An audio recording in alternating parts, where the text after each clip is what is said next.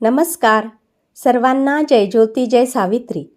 मी सौ संगीता प्रदीप नागापुरे, सावित्री शक्तीपीठ, यवतमाळ.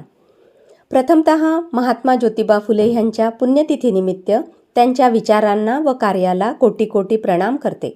महात्मा ज्योतिबांनी अखंड म्हणून ओळखल्या जाणाऱ्या अभंगांसारख्या रचनांचा उपयोग आपले समाजसुधारक विचार लोकांपर्यंत लवकर, सोप्या व प्रभावी पद्धतीने पोहोचवण्यासाठी केला. जसे संतांचे अभंग हे जनजागृतीचे कार्य करीत होते, त्याचप्रमाणे अखंड हे सुद्धा अभंगांचे आधुनिक रूप असून याची रचनाही वैशिष्ट्यपूर्ण आहे. महात्मा ज्योतिबा फुले यांनी साधारणतः सन 1887 ते 1889 पर्यंत ही पद्यरचना केली आहे. त्यातील काही अखंड काव्यरचना मी आपणासमोर प्रस्तुत करीत आहे. स्त्री पुरुषांसाठी शाळा त्या चालाव्या, विद्या शिकवाव्या भेद नाही.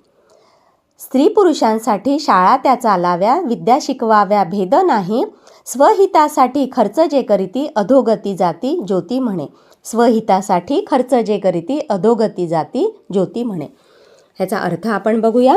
शाळा या फक्त मुलांसाठी किंवा फक्त मुलींसाठी नसाव्यात. स्त्री पुरुष दोघांसाठीही शिक्षण समान असले पाहिजे.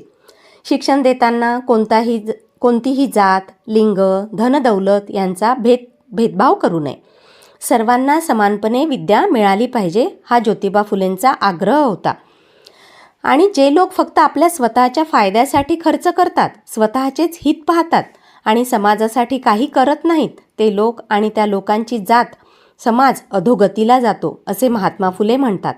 समाजाच्या भल्यासाठी खर्च करणारे लोक समाज उन्नत करतात, पण फक्त स्वार्थासाठी पैसा वापरणारे लोक समाजाला मात्र मागे नेतात.